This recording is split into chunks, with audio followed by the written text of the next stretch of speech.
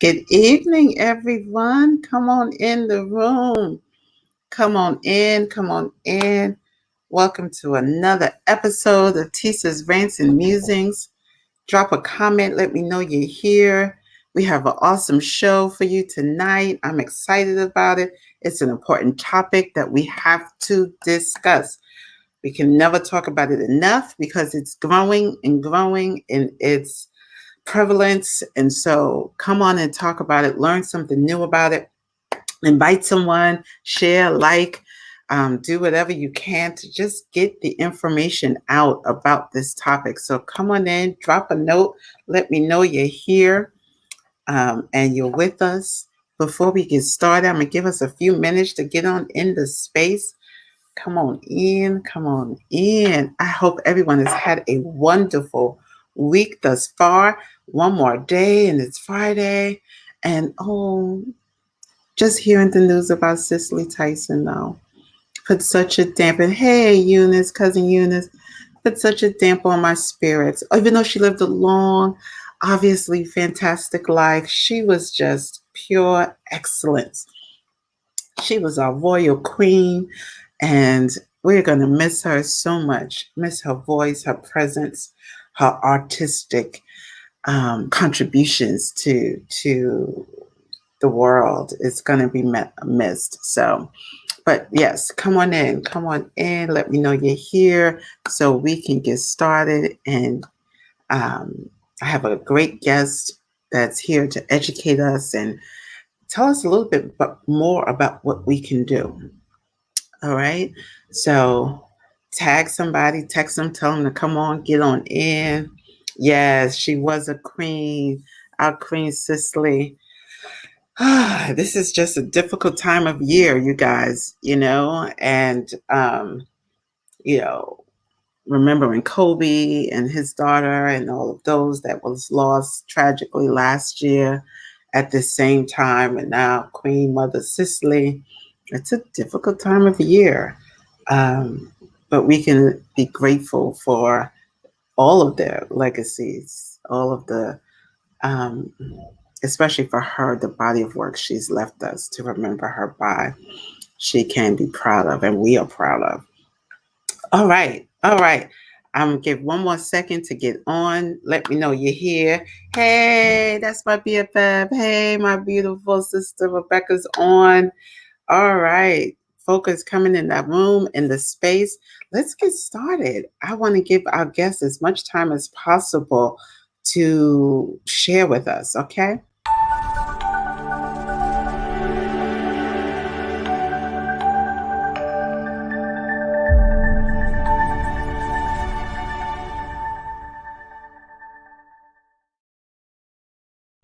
Well, good evening again. I'm so excited that you are here with us and you're open to another episode. You're here for another episode of Tisa's Rants and Musings. I have a great show for you tonight. Wonderful guest who's with us to talk about human trafficking and the church. Now, I know you guys remember I had on here another speaker, Wincy Terry Bryan, who talked about trafficking, and she kind of set the foundation for us understanding what it is. So you might be wondering why I'm doing this topic again. Well, I'm doing this topic again because human trafficking hasn't stopped. I'm doing it again because it's so prevalent. It's becoming more and more pervasive. The skills and the manipulation and the way people are devastating our communities with this act of evil is progressing. And so we just can't, say, oh, yeah, I heard about that. That's good. That's fine. I wanted us to start understanding that this is something we have to keep our eyes open to because it's happening at such alarming rates right under our noses, right in our communities. And we assume that this isn't happening in our communities. It's not happening in our families. It's only happening to a certain group of people. It is happening even in the hood, okay? It is happening everywhere, and it's happening a lot. And me and my heart for women, the girls and women are 71% of the victims. So this is why I'm talking about it again. January is Human Trafficking Month, Human Trafficking Awareness Month. So it's the prime time for us to talk about it is on our radar. But the angle I wanted to take today was to really talk about it in the terms of what do we do as a body of believers? How do we deal with this as the church, as people of faith, right? How should we be? There seems to be so many ills, so many things. How do we focus our thoughts, our intentions, our understanding on this topic so that we are more aware and can't just be bystanders and acting as if, because no one's come to me with a direct case of this, that I don't have to be concerned. We have to be concerned. We have to care. We have to know how to intervene. The church is meant to be the house of refuge, but we can't be a house of refuge if we don't acknowledge the victimization that's going on right outside of our walls. So my special guest is here tonight to just not break down and help us understand human trafficking, because we had some of that, but to also help us understand how we as a people, how as the church can talk about it, can bring it up and understand it. So I'm excited to have her here. She is such a beautiful spirit. Her name is Reverend Dr. Angelita Clifton. She hails out of Fountain Baptist Church in Summit. She is well educated. She's got an MPA, MSW. There's one more, MPA, MSW, MDiv, and a demon. Okay, talk about educated. She loves education, so she's here to educate us. Okay, she has been one of the most loudest advocates and voices I know of in the church on this issue, as well as other women's issues. She is the first let me get it right. She's the first vice president of Women in Service Everywhere for the Lock Carry Global Missional Community. She does shelter work. She comes from a trauma-informed lens and a strength-based approach. So she is my kind of gal, okay? And I'm excited that she's here. So please help me welcome her to Tisa's Ransom Musings, Dr. Angelita Clifton. Yay! Thank you. Thank you. Good evening. Good evening. Yes, I'm so excited. We have been wanting to get together for a minute to talk about this issue and so many others, because you just have a plethora of things that you work with and can talk on. And we'll definitely have you back when we start talking prison ministry, because that's coming down the line. Amen. That's how we need to revive that in our churches, Growing up, my mother always did prison ministry, and so we need that back in our churches. But tonight, you're here to help educate us around human trafficking and around the work that you've been able to do as a church. Hey, Glenda. Hey, Key. Hey, Nikisha. I'm so glad you guys joined on. So let me start with this. I just wanted to throw out a few, just to remind everybody about what human trafficking is, right? So it's defined as the legal trade in human beings through recruitment or abduction by means of force, fraud, or coercion for the purpose of forced labor, debt bondage, or sexual exploitation. That's what we mean by human trafficking. It's what we're calling the modern day slavery, right? Now, when I looked at it, was like 24.9 million people are victims of forced labor. And I think this is fascinating because we see people laboring all the time, and we see people in work settings, and we don't have a clue that what they actually may be doing what they're doing because they have been tricked and forced to do it. It doesn't even cross our mind. And then this one is the one that broke my heart the most, that there are 3.8 million adults trafficked for sexual exploitation, and 1 million children are trafficked for commercial sexual exploitation. And it's not like we didn't know this was happening. But when I look at these numbers, Dr. Angelita, how can we not, as people of God, as people who should love people and want, what do we do? How do we even start to have this conversation? I mean, thank you. I appreciate you for, first of all, for laying out a good foundation so that people can understand what it is. And I think there are a number of different ways that the church can approach this. First and foremost, we as people of color should be we should have the utmost concern when we hear modern day slavery. Yes, ma'am. Because for many of us, we're only a few generations away from that.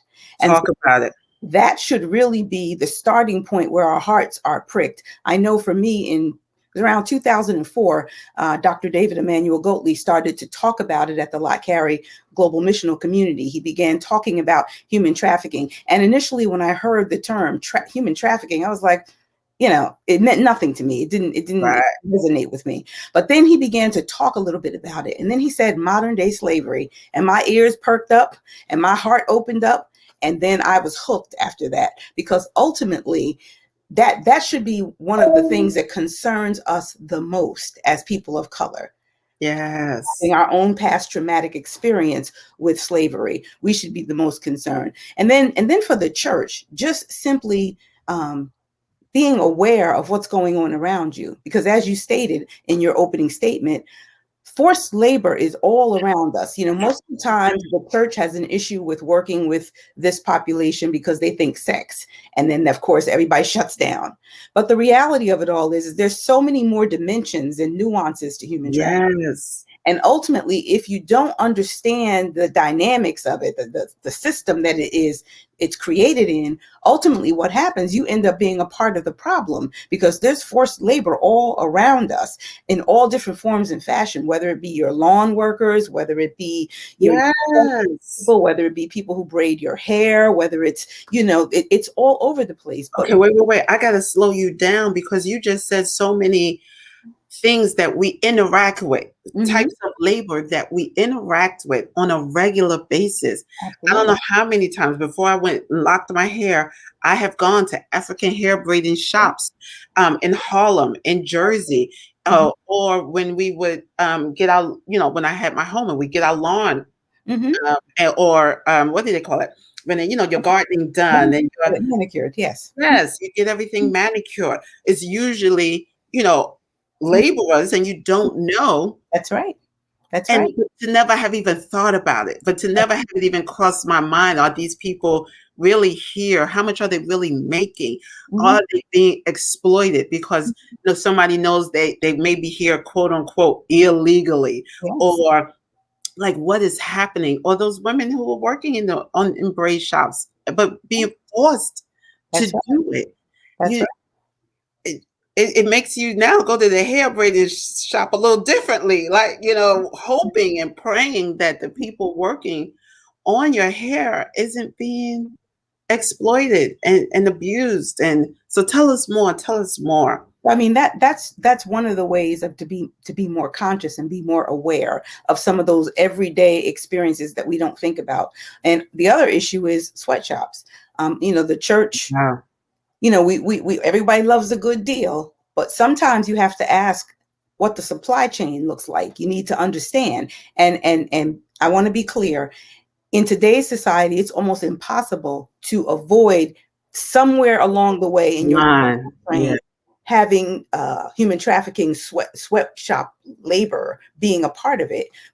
But there are things we can do to minimize some of that. You can't wipe it out completely, because it's so intricately interwoven into the fabric of our society, as it always has been from the Constitution.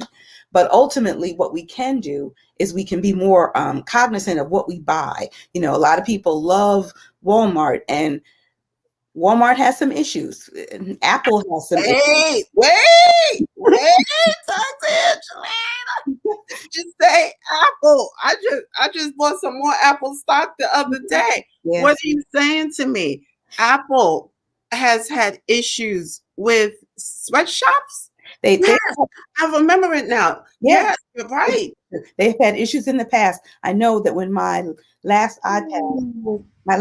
iPad broke, and then I was getting ready to purchase it, I was so excited, and I went to the store and I purchased my iPad. I was all hyped up, and then 2 days later, they had the people chained inside of the building in China, and they couldn't get out. So I mean, we have to be more conscious of it. Now, it's almost impossible. Everybody needs a computer, but you have to you have to be able to know how to organize your people to do things. So one of the things the church can do is organize a campaign when you recognize a company is utilizing slave labor, and say to them, hey, we're a large part of this community, and we will not come into your store. We will not buy your products unless you clean up your supply chain. So, I mean, there are a number of ways that we can, while we can't stamp out everything, but we can make some demands and be more conscientious about what we buy and how we do things. Wow. I never even thought about that the church can come together and arrange a campaign to advocate for those who are being Yes, forced into these sweatshops, but with the threat of we're going to take back our dollars, that's right. right? Especially the black church, because the black dollar is one of the major, Pretty powerful. Pretty powerful. pretty powerful out of all the groups. So this is just something, but Mhm. it's so interesting that you're absolutely right. I remembered when Apple had that happen. I totally forgot about it. And there were some other shops. You talked about Oh, Walmart. I was boycotting Zara's. I yeah. was boycotting Forever 21. I Right. was boycotting at one point. I thought I might have to boycott H&M, but I think they fixed their. So some of them been trying to do better now. But that's in clothing. And we typically are familiar with understanding sweatshops in clothing, but nobody talks about coffee, Right. in the chain of coffee, in the chain of diamonds, in the chain of Chocolate. Chocolate. chocolate, Yeah. like all of these different things that we just consume here in America Mhm. Yes. has oftentimes come through the abuse Hmm. of so many that we haven't even thought about because they as out of sight, out of mind, or if we don't know about it, we Right. don't. But now that is home, and I felt so strongly about doing this show again because when I went to Florida, Hmm. Florida is like the third largest Hmm. contributor towards human trafficking, or I don't even know how to say it, but that state, human trafficking happens so much that they're third on the list. They're a gateway. They're a They're gateway. a gateway. What does that even mean? Well, a lot of trafficking victims travel through there when they bring them into the country from other places. They travel through Florida, so it's a part of the gateway. And so there are a number of different things that we need to think about, because all around us there are trafficking victims. All around us there are opportunities to be an advocate or an activist or an ally on behalf of this population. We just have to be more aware of what's going on around us. And Yeah. oftentimes we're not, we're almost obtuse to things. And you would think when you hear modern day slavery, that would resonate in your heart, because, I can go back maybe 2, 3 generations, and that is, that was in my family. So clearly we should be concerned, but we're not always concerned. We miss a lot of opportunities. Yeah. And I get that, you know, you don't know what you don't know. Right. And that's why you can't just stay in the space of being okay with not knowing, right? You have to start to educate yourself. You have to get to a place, like you said, where it pricks at your heart enough that you want to know more. Like I just took a flight to Florida, came, going, and it was packed. Okay. I hope y'all saw that I was all zipped up and I had on my mask, and my mama sent me anointing oil. I have on my keychain. So I was prayed up, prayed down, zipped up, trying to. But the point I'm trying to make is the plane was packed. And oftentimes, like you said, gateway, people are Mhm. being trafficked through these same means. They're being taken, flown into other parts of the country, Mhm. driven into other parts of the country, Mhm. and in my mind, I was saying, I wish I knew what to look for Mhm. Mhm. if I was to see a young girl with somebody and she didn't look like Mhm. it was okay. Would I know how to recognize that? Part of me felt like I knew enough, but then I honestly don't know if I did. How do you what do you even look for? What are some signs, to even know that this is happening? Oftentimes, particularly when you look at it from a standpoint of women being trafficking victims, if it's a young woman who is with an older gentlemen, and it just doesn't just doesn't quite match up. You look at them and you're like, wow, that's an odd couple. That's oftentimes a sign that something is not quite right. If you see a really young child that looks really distressed, really quiet, withdrawn, and they're with an older, and here's where it's so tricky, because clearly that could be a grandparent or something Right. else, but you have to really be observant and be able to recognize, ask God to give you the discernment to be able to recognize My the sister. signals, the signs and signals, because ultimately when someone is in distress, you can see they're withdrawn, they're quiet, they're sullen. It's just an odd feeling that you get about things, and you look for those things. And oftentimes, one of the things I love, I think Polaris does it, and one of the young women who facilitates human trafficking at Lot Carey also does it. She created a comb, and it has a number, the number for the human trafficking division on it, and it's on a comb. And so what she does is, she would slide the person the comb, and that so they, their trafficker is not going to pay attention to what's going on with that, but there's a phone number on there so that they can call if they get the opportunity. And I think Polaris also does it with the cards. And the Blue campaign also does it with the cards, that you can break them off and leave them different places for people who are trafficking victims, so they have access to the hotline. And how simple is that? I grew up, and my mom's on the line. I grew up where we gave out tracts. We left tracts on. Remember tracts back in the day? Oh my God! When we cared about the lost, right? When we used to do things like, give out tracts and stuff. I used to give out tracts, and I would put one on my chair on the train, get up and leave it, on the bus, or somebody come by and pick it up, and they would see the track. But how simple is it to do that for someone who might be human trafficked? To just carry as you're traveling about, leave these cards somewhere. I mean, that's just something so easy that we can do, that it doesn't take a whole lot, but you just don't know who you might be helping. That's right. By trying to be aware, and especially in communities where there could be a high prevalence of this going on.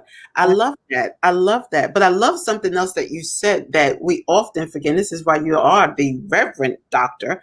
Is you said you have to ask God for discernment. Oh my gosh. I mean, I think sometimes we are so self-centered in our prayers. We're so even when we call ourselves intercessors, Lord, I must be tired today. When we call ourselves intercessors, you know what I mean? It still seems to be within our sphere, right? Within our community, our circle, where sometimes we don't intercede for those we don't know, or that might be in these situations. But what you just said brings that to the forefront, that we not only need to be aware, we need to be praying and asking God to help us discern who can we help today that might be in something like this. Yes. I mean, it's such an easy thing to do, because we often get stuck with, well, I don't know what to do. I don't know what to look for. I don't know what. Ask God for some clarity too, little ways that he can use you as a vessel to help. Absolutely. Another one of the ways is to reach out to an organization like Lot Carey. Lot Carey, well, I was blessed to participate in putting together a human trafficking campaign to help the churches, the member bodies of Lot Carey, increase their awareness about human trafficking. And so we were blessed to put together this Bible study using Tamar in 2 Samuel and 1 Samuel. And we talked about the royal family. When you look at Tamar and you look at the royal family, you see how everybody let her down. Everybody failed. And we would ask the people, when we would conduct the class, we would ask the people, who are you in the royal family? Are you King David, who has the power and the authority, but chooses to do nothing? Are you Absalom, who could have helped your sister, but you chose not to do anything, or you waited until the time was right for your own benefit? Are you Abnon, the one who was the perpetrator? Are you Jonadab, the one who instigated it all? Who are you, and where do you fit into the royal family? And you need to think about that, because we are failing people. We have people all around us. In high schools, we have young girls who come home every night. But during the day, when they go to school, they cut classes. they are being trafficked. They're being passed around amongst their friends and people who they think are their friends, and then they come home, and we don't Wow. even think about what's going on. So for the church, what's really important is to have a structured kind of self-awareness program, much like what La Carrie does, to help people begin to think differently about trafficking and begin to realize that Right. it's not something that happens just overseas. It's happening right under your nose, and Yes. you are Hey, actively participating in it if you're not careful. I love that. I love that. I love the Bible study Yeah. that brings it right to us, right? I mean, that was so powerful. I can imagine. I'm now I got to go back and read. I hope you guys feel encouraged or inspired, I should say, to go and read the story again of Tamar Mhm. and ask that difficult question of yourself: who of the royal family are you? Mhm. That's just fascinating. But I love it. And this is why I had to have you on, because oftentimes we don't think of it as the church. We're Right. so busy shouting, we're so busy just coming to church and going back, and it's about our world, and Mhm. there's a hurting world around us. There Absolutely. are people struggling, there are people being abused. And not all of it's about money. Mhm. Like you said, high school girls being passed around, forced to do things with boys, Mhm. just so they can be exploited. Right. But the shame, they are being forced to do this because of the shame. They're being threatened and intimidated and all these different things. And I heard a woman um, on another show. Liz Black had a show about human trafficking a couple of weeks ago, Mhm. and she had a woman whose daughter, right in Irvington, Yes. from high school. They Yes. kidnapped her daughter from high school, Mhm. Irvington High School. Yeah. Okay. She was on the honor roll, took her daughter and had her up in New York for months. And Mhm. she had to, I mean, I got to get this lady on because she was such a regular, normal face. She was a nurse. Like, Mhm. it's not like she was, some mother who wasn't involved and didn't know what was going on. Oh. She found herself in a web of human traffickers Mhm. with her daughter, and she had to fight and get the police from two states, because they took her to New York, two states, to try to work with her just to get her daughter back. And thanks be to God, she was able to get her back. But we Yes. talking about this happened right in Irvington. This Yes. happened to a black young girl. She Mhm. wasn't Latinx. She wasn't, Mhm. some other community Right. that we figured is of the immigrant population. She was right here, kidnapped and taken. Mhm. Absolutely. Absolutely. I think we often forget that people are very vulnerable. And one of the things that traffickers look for is vulnerability. One of the reasons, I always say it in my presentations that I believe because we had such a poor response to plantation slavery, that slavery has continued to evolve. It never stopped. It just continued to evolve. Wow. We've gotten to a place where modern day slavery is really not about the color of your skin, but it's about your vulnerability. It's about somebody recognizing that you Wow. have a vulnerability and then them identifying what it is and meeting the need. And oftentimes, young girls in particular, but folks in general, they gaslight them, they groom them, they gaslight them, they mess with Mm. reality, they make them believe that their family doesn't understand and their friends won't understand, and I'm your only friend, I'm the one for you. And then, it grooms girls in such a way that ultimately they are lured away from their families. And sometimes they don't even have to lure them away. They just borrow them in the daytime and send them back at night.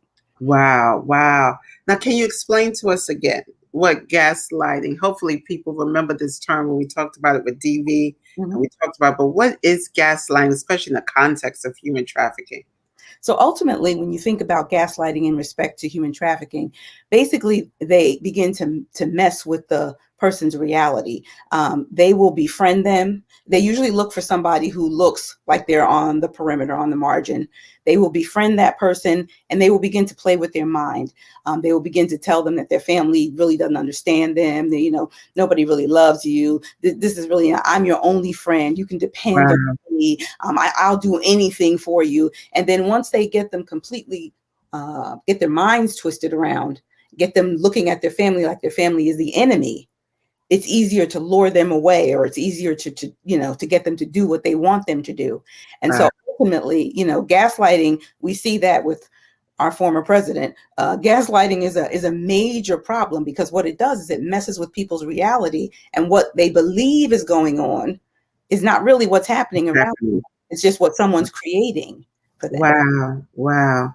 Wow. Thank you. There's such a great definition and a way to understand what gaslighting is. And it can be simple things. It Yeah. can be, I know with so many young girls that they just start this gaslighting, making and making them out to be the bad guy, Mhm. right? Telling them they're the ones who asked for this, they're the ones who wanted this, especially if it started out as a relationship, Yes. and then that how can you go back home kind of thing when you've already now been with all these guys and they take Well, pictures.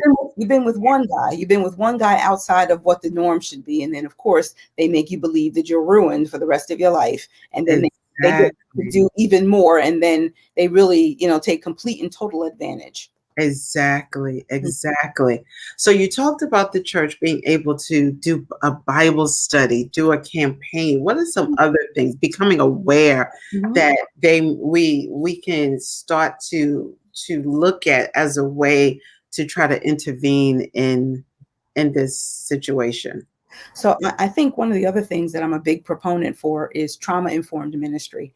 I Yes, really ma'am. believe that if we become trauma informed, and remember, trauma informed is not trauma specific. It's not about providing any kind of specialized treatment. Trauma Right. is just really about being aware of the signs and symptoms of trauma. And then once we can see what that looks like, you're able to recognize that. And remember, the signs and symptoms always are pretty much the same. The trauma will be different, but the signs and symptoms will be pretty. Yes. And so ultimately, once you're able to recognize that, it opens your eyes in ways you can never imagine. And it changes the quality of all your relationships. One of the primary reasons we have as many issues as we do with our young people is because we're really not paying attention to what's going on in their lives. They are really crying out for help. They're vulnerable.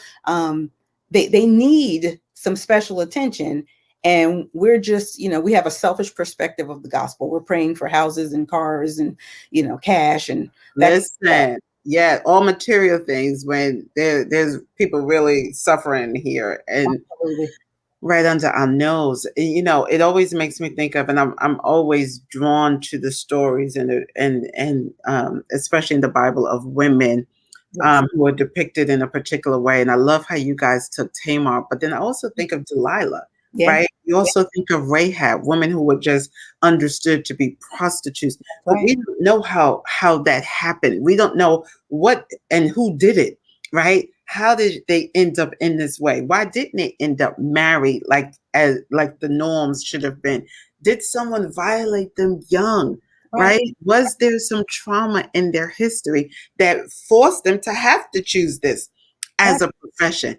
Now, I don't think you find too many women on the who's had to do work on their back who said, "Oh yeah, I decided for a career choice that this is just what I wanted to do." It Yeah. usually doesn't happen like that. Absolutely. I think that we often don't look at the context in which these women lived in the time. They were considered property. Basically, Yes, if you didn't have a man for whatever reason, you had the only way you were going to survive is to find a man. And so ultimately, when you think about the woman at the well, yes. I was going to say, everybody always talks about her and the 5 men. The bottom line of it all is that that woman probably had no other choice but to find a man to be with in order to survive.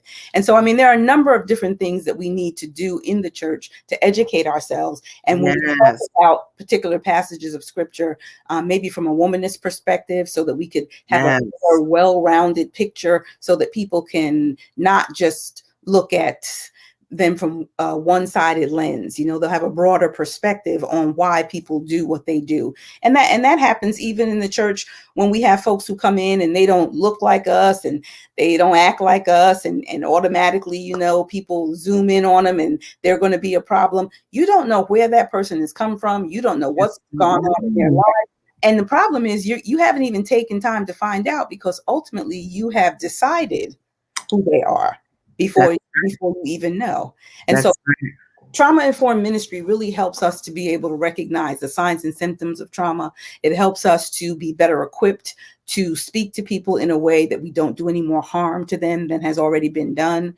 You Woo, wait. know, Reverend Doctor, we got to stop right there mhm. because, you're a social worker. My mom's a social worker. I grew up around social workers who we have that kind of understanding of the do no harm. Yes, That's part of your code to do no harm, that's, and I've heard it said, if you can't help someone, at least don't hurt them, right? that's And right. then they've already been hurt. That's right. But oftentimes, when we start thinking of the church, and not having this trauma informed ministry, there's so many ways that we can be re-traumatizing people and exploiting people even within the church. Yes, yes, because our intentions are good, but if you're not Most aware, of the time. Hmm. you're not aware of things, not only will you trigger people who have been traumatized and re-traumatize them, but oftentimes your own triggers come into play because we don't Yes. even have a good understanding of who we are, our own. Yes. When I was getting ready to do my demon, I remember talking to some people about trauma, and most of them were like, "Oh no, I've never been traumatized." And I was like, "Well," and I love the church, and I'm not bashing the church in any Of way, shape, course or not. form, but I think it's almost impossible to be in the Black Baptist church as a female and not be traumatized in some way. So I was like, okay, so you maybe not. And then the more you talk to them, you see their understanding of what trauma is broaden. And then you realize, I have had that experience. And then it changes the way people think Right. about it. And so we really have Right. to let people open up and begin to realize that there are more ways to look at things than just, how we've been conditioned. Yes. And I just love what you said about we don't even know ourselves, that oftentimes we don't know our own triggers. Yeah. I'm just recognizing, or you can be re-triggered in new ways that you didn't realize. Like, so it shows up like different traumatic events in your life can Yeah. bring out now different reactions to that trauma or Yeah. previous trauma that you thought you had been healed and clear from. And here's this That's ugly head right. again because the button's been pushed. But Yes. again, if we start bringing this language into our houses of worship, I think that's a great place to start, where Yeah. we start talking and normalizing trauma and trauma histories, especially as a Black people. Being Black in America is traumatizing. Absolutely. Just when we think about as we come out of this COVID pandemic, the number of people who have lost multiple people in their families back Yes. to back, Oh my the God. need for trauma-informed ministry is great. Ultimately, the church is going to be overwhelmed with people who have not been able to process one person passing, let alone 4 or 5. And Wow. so there are so many things that the church needs to begin to be more open and receptive. I'm blessed because of the church that I attend. My Yes. pastor is very open-minded and always receptive to hearing Yes. new Yes. things. So he affords you the opportunity to do different things. But many of us, and that's one of the reasons like Carrie started the awareness campaign, is because we really found out that people really had one perspective. It was international. It was Right. all about sex, and that was all that it was to it. And the reality of it all is that people are traumatized on a daily basis all around us in all different kinds of ways. And some of it's human trafficking, some of it's other things, but we need to be sensitive to what's going on around us. And unfortunately, the church is not always the most sensitive place. It's not always a therapeutic community as it was, back in the day. Yeah.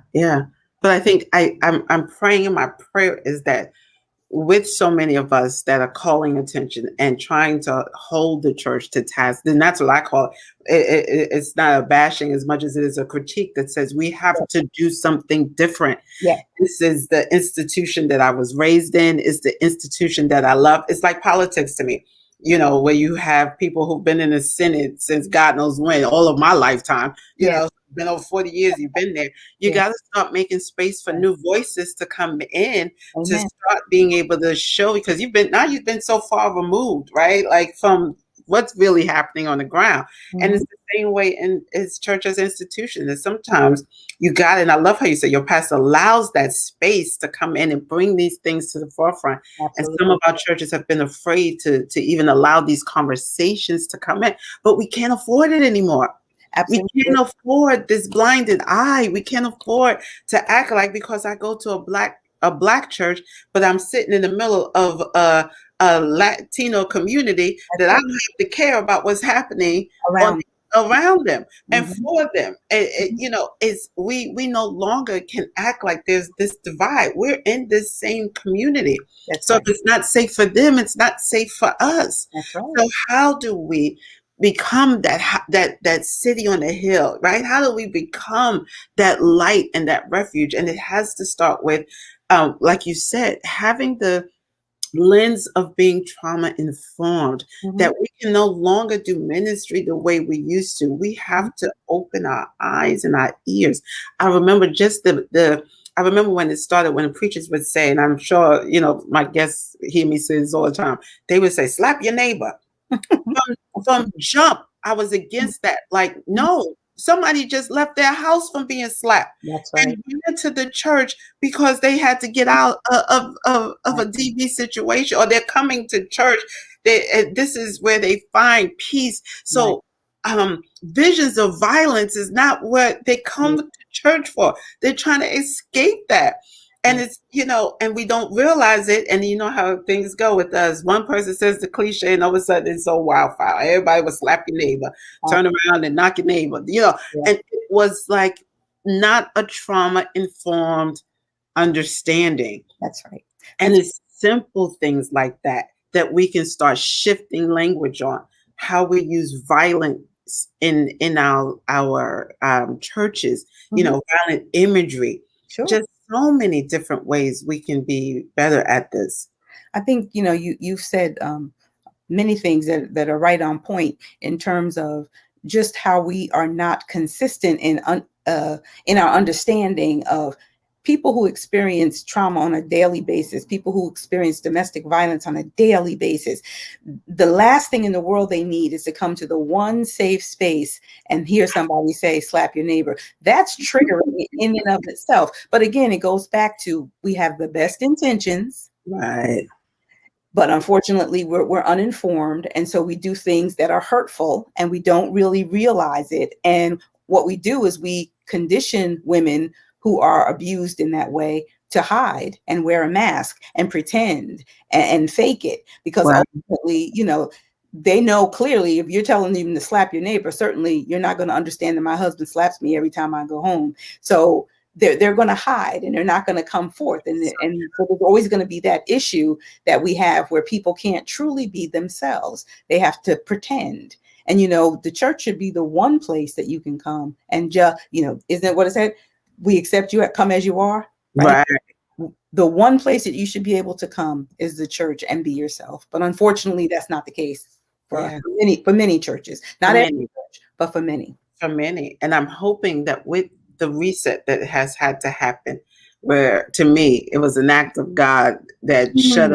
shut these churches down. Mhm. And I'm not God sending COVID. I'm not saying in No, that way. no, I know what you mean. Saying though that it was an opportunity for us that God allowed us to have, where we had to shut down. Mhm. And to me, so many haven't really opened back up. But this is the time to start reflecting on how we've been doing ministry. Yeah. What have we been involved in? What have we been watching? What have we been becoming aware of? Where can we increase our discernment about what's going on in our community, Right. not just in our church? Right. I found that so many churches only care about the membership. Mhm. They don't think outside of the church four walls. They come for each other. Everything they do is with and for each other. And it's like a social club, Yes, other than that's it what I being said. about ministry. Yes, he So said that's a club. That's a it's club. a It's not. club. It's a social club. Yeah, We- I think you said something that really resonates with me. You said that the Lord, he always uses all things for the greater good. I truly believe that the Bible says that. And Yes. this COVID pandemic has given us an opportunity to break those ritualistic habitual things Yes. that we were doing. In order for us to be able to do ministry, we've had to figure out new creative ways to go about doing it. And it's caused, for many people, not everybody, but for many, it's caused them to rethink what they had done in the past. I just had a very interesting conversation about this earlier this evening on another Zoom call. We were talking about criminal justice ministry, prison Yes. ministry, and we Yes. were talking about the ways in which we what we do there. And we're looking at all of these other great opportunities there are to work within the facility and outside of the facility, doing things that are we would have never even thought about. And where does it start? It starts with listening to the people that we serve. It's Yes. having a real conversation with them about what is it that you need, not coming in with our pre-planned Bible study, our pre-planned sermon. What is it that you need? And then bringing that either in or preparing it for them on the outside. And I think it goes across the board with human trafficking. Anytime you work with a vulnerable population, it's Yes. important for you to listen to what Love they're it. saying and be able to come into their world and let them show you what they need. That's how you do trauma informed community development, because ultimately people will be able to develop their own communities and be the answer to their own problems. Yes, I love that. That we have to come back to the space of listening to Mhm. people, listening to the communities, finding out what their needs are, not presupposing that because we've been there, we already know what the community needs. So Right. much is going on, so much has changed. Yeah. So we have to be willing. But what I think is even more important in order to listen is make ourselves available. Right. Right. We have to make ourselves available. And sometimes we feel like, we're going through so much of our own thing. We living through this pandemic on our own. We got our own financial, like we're so bogged down with some of our own stuff Mhm. that we fail to make ourselves available to other people. But Absolutely. nobody's saying that you have to be their therapist. Right. Nobody's saying that you have to go all in and overcommit yourself. What we are saying is listen enough to be able to be aware and to Mhm. discern and ask God how to help, how to intervene. What That's can we do as a body of believers to help this community that we're sitting in the middle of? What Mhm. can we do? Can we start asking those places that the church buy and sell from all the time, where we get our communion elements from, where we get different things? What are their practices? Mhm. How do they do what they do? Like taking more of a concerted effort Sure. to really be intentional about being involved. Yeah, and there's always fair trade. There's a fair trade list that gives you companies that have a clean supply chain, and so we can. Half of the people don't even know anything about that. But when you get ready to purchase something, you can do research on the Fair Trade website. You can look and see what companies are selling what I need, and they have a clean supply chain. And then that's another way to be proactive and be able to help and not contribute to the problem. That's good information. So that's easily Yeah. Googleable, right? Is to just look for the fair trade list. Look for those companies that whose products don't come as much as possible through a line of abuse and exploitation. Absolutely. And then, frequent those places, Absolutely. consume those goods, and boycott some of those other goods. Mhm. Um, I love this. I love just the small things that we can do to try to put a dent in this human trafficking, because it is just out of control. The millions, once you read a million children Mhm. are forced into commercial sex exploitation, Mhm. that that should break anyone's heart. That should want anyone. That means babies are being snatched. And you heard about it, but we always thought about it as the person lurking in the shadows, Mhm. snatching. And oftentimes, this is happening with people who have manipulated, Mhm. who have come into their lives Mhm. as someone who should have been safe, but they weren't. I don't know if you remember the two pastors who got indicted and sent to prison for I heard something human about that. Yes. trafficking with some Yeah. like sex trading a young lady from the church. Like it's happening in so many different ways that we just can't keep this blind eye. And I definitely think that education is the key, to be educated and be well informed about what's going on around you. There's sex tourism. We have lawyers and doctors here in our country who travel overseas just to exploit children, babies 5 years and younger. Oh, When we think about human trafficking is huge. There's so many different nuances to it. When you think about all of the elements that are a part of it, there's something for everyone to do. I mean, no matter how old you are or how young you are, there's something for everyone to do. And it's just a matter of the church educating itself about what's going on in the community, in the global community, increasing your self-awareness about signs and symptoms of different things so you can recognize it when you see it, or at least be curious enough to. right, right. Those kinds of things are key to helping us move forward. And then just helping people not have a selfish understanding of the gospel, right? Yes. All the things in the world, God does not intend for us to be blessed and then not use that blessing to bless someone else.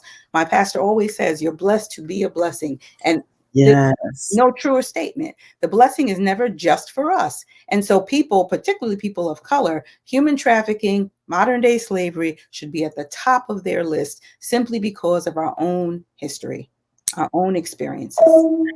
I love it. I love it. I'm so grateful for you. And just what you're saying about you are blessed to be a blessing. Oftentimes when we hear that, we're always thinking monetary, or we're always thinking in some other way, right? Or and again, being a blessing to people in our circle, in our spaces. Mhm. But what about those people that we just walk past every day, that we encounter, or just thinking of those, like you said, leaving a note, leaving the cards, leaving something that somebody can pick up. We can go to a restroom. Now it makes me think, when if I ever am traveling again, on the road through different states, that if I use a um, gas station restroom, Mhm. leave some information behind the door, like like you just simple things to do, Mhm. so that someone that might be in trouble can look and see. But then that intentional as a church, coming together to Yeah, raise that awareness, to educate, to change the narrative of our stories, to yeah, be more trauma informed, and to absolutely. get people to care about the laws, to care about those who are hurting. We have to come back as a house of refuge. When we open up again, Yes. I hope that our spirit, because of the grief, because of the loss, because that the pretentiousness, the so many ways that we show up, the culture that we've been immersed in, will shift more to where, if I'm struggling and I'm suffering, I can just roll in looking just like what I've been through. Well, I definitely think, 2020 was quite an eye opener for many people. I think a lot of people who were a little bit more self centered, self absorbed. I think that after 2020, people, your eyes have opened. You see the pain, you see the struggle, you recognize that it's a difficult road ahead of us, no matter what state we're at. And so ultimately, I believe the church, I believe God is calling all the church universal to come together and to be more focused, more caring, more concerned. Compassion fatigue is a major issue in many of the churches. We get so caught up in just being busy and doing the same thing over and over and over again that we miss what's going on around us. And human trafficking is one of those issues where we get so caught up in the habitual nature of the church that we stop Right. looking at the people who cut our lawns. We stop looking at the people who are fixing the roof. We stop Yeah. paying attention to the fact that they came for a 8 or 10 hour shift and they've worked predominantly through the whole thing without a lunch break. That's not Wow. normal. That's not legal, right? Right. But we forget about all of these kinds of things. And because human trafficking is so nuanced, again, there's something for everyone to do. So maybe the sex issue is problematic for you for whatever reason. Maybe you got triggers or you have your own issues going on with that. So maybe you look at forced labor. Maybe Yes. you look at another component of the human trafficking chain, and you work on that aspect of it. But we all should be doing something, and particularly people of color, we should be doing something. I love it. I love it. It's the truth. It's real, and We who's supposed to have the power and the answer, Mhm. right? And we who know Christ, we Yes, got the answer. Jesus is the answer, and we know Him. Then we got the answer. How do we get that answer into these communities if we don't even reach out to even listen to see what's happening and plaguing them, and ab- we ignore them, right? Because we don't think it's for us, but it's also happening in our community. So we absolutely. just have to be so much more aware and discern, like you said. Reverend Dr. Angelita, I'm so blessed that you were here with us today Thank to you for just having me. because it was practical, Hmm. and again, you said we get so caught up in just the day to day humdrum of having church or living and surviving on our own way that we don't pay attention. We become really self centered. But you gave us practical ways to care, Absolutely. practical ways to get involved, practical ways to seek God about how to do more, and left us. And I'm hoping all of you guys who are on watching that you have been inspired to learn more about it. Google more about human trafficking, Google more about fair trade so that you can feel like you're shopping responsibly and not adding to the problem. Sure, some of these stores sell these, like you said, cheap clothes, but it's come at somebody's price. Right. Somebody paid the price for us to get that T-shirt for $5.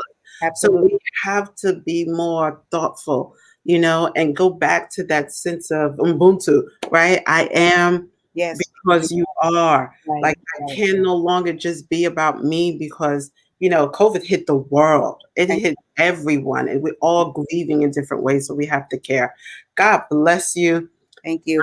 If I Hope might just put in a shameless plug for Lot yes, Care please, and please. just simply say to anyone and everyone who is watching, if you have a desire to have a workshop, or whether it be a half day or a full day regarding human trafficking, please feel free to touch base with me directly. You can go to the Lot Carry website. You can call the Lot Carry headquarters and Do you request. know the website? I'll put it up if you It's Lot Carry, like the mm-hmm. .org. bycarry.org. Yes. Okay. And so ultimately, we will gladly come and help to educate your congregation regarding human trafficking and some of the things that you can do to combat it. I love it. And Lock Carry is a faith-based uh, organization, and they do so much work on so many different issues. They really have been in the forefront of so many different Yeah, global missions, so many different things, even for women. 1897. We've been around a long time. Been 1890. around a long time, and I appreciate the work that you guys have done. I have been able to participate in some of your Yes, events, and you guys pray for women all over the yes, globe yes. every year. You pray for women every day, you guys. We would pray for another country and the women in those countries. I mean, the God things that you guys do. The 31 days of prayer. That's another Yes. shameless plug. 31 days of prayer. We are having our kickoff service on February 27th. It will be streamed live on Facebook and all of the other arenas. And then we will start our 31 days of prayer March 1st. And we will pray throughout March 1st to the 31st. And we're praying for incarcerated women and girls globally. We're talking about the issues that create problems for women and girls and cause them to be incarcerated. And so ultimately, we'll be looking to uh, raise funds, of course, for that. And we're asking anyone who participates if they would consider contributing $31 for 31 days. Oh, that's nice. Exactly, so that we might be able to really empower women around the world, those women who are coming out because of COVID and all those other issues that are going on. We want to be able to provide services for them. And in order for us to do that, it requires money. And Yeah. so ultimately, $31 is just missing out on Starbucks a couple of days. It's really not that big of a sacrifice for most people. And so if the Lord should touch your heart, Lot Carry is here, and we are already in place and ready to work, and all we need are funds. So please consider I love it. participating and contributing. Thank you so much. And that's not a shameless plug. That's what we need to hear. You gave us another way that we can get involved. Donating to Lock Carry, which is good ground. Yes, Okay. yes. Lock Carry, like you said, has been around since the 1800s, you said? Yeah, That's good 1897. ground. Yes. Mhm. as good ground, and they do phenomenal work. And so February 27th is the kickoff, Yes, and they can go on the website and find out more. But yes, there will be 31 days of prayer for the yes, whole month of March, yes, praying for incarcerated women yes, and the reasons that they may have gotten caught in the system. yes. How awesome is that? God bless you, Reverend Dr. Thank you Angelita. for having me. May, Thank you for having me. yes, may God continue to bless the works of your hands. Mm. And I pray that money just flows in to keep you guys being able to do exactly what you do and so Thank much more. you. Thank you guys for joining us tonight. I hope you enjoyed this episode. It was wonderful information. Mm. Please share it on your page so people can start to understand and learn what they can do about human trafficking. Again, reach out and look on the website for more information, but also remember, like she said, to pray and ask God for discernment, to open your eyes to who might be suffering around you in ways you might never have even thought about. God bless you, and I will see you guys God next bless week. you. Amen. Thank you. Thank you.